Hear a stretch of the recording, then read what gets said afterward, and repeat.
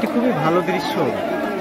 এটা রাজধানীর science lab মোড়। এই মোড়ে আন্দোলনকারী শিক্ষার্থী এবং ছাত্রলীগের নেতাকর্মীরা একটু আগেই এখানে ধাওয়া পাল্টা ধাওয়ার ঘটনা ঘটছিল। বারবার দফায় দফায় ইটপাটকেল নিক্ষেপ চলছিল।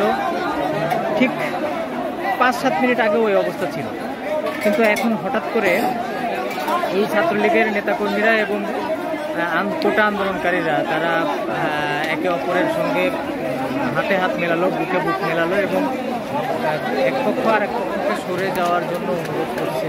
সেরকম একটি মুহূর্তে আমরা এইখানে দাঁড়িয়ে আছি। এখানে একদম দুই পক্ষ, ছাত্রলীগ এবং কোটা সংস্কারপন্থী যে শিক্ষার্থীরা, সেই শিক্ষার্থীরা পরিস্থিতিটা এরকম যে হঠাৎ করে তারা বুকে বুক মেলাতে মেলাতে আবার ভুয়া ভুয়া শুরু করে দিল। এই স্লোগান শুরু হয়ে গেল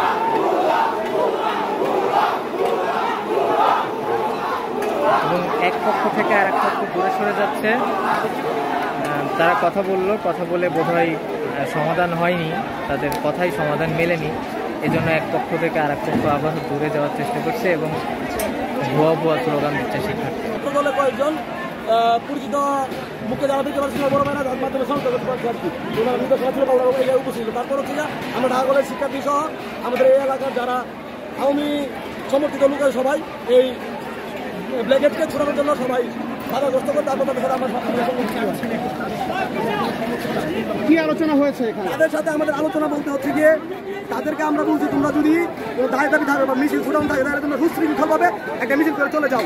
তারা বলতে তারা মিছিল করবে, মিছিল করার জন্য এসেছে। তাহলে আমরা জিজ্ঞেস করলাম যে যদি মিছিল করার জন্য তোমরা এসে থাকো তাহলে এই জায়গার মধ্যে মারামারি হলো কেন?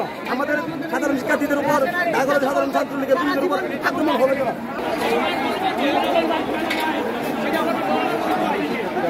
দেশের কিছু মানুষজন পাশাপাশি গিয়ে তারা বুকে বুক মেলালো, হাতে হাত মেলালো এবং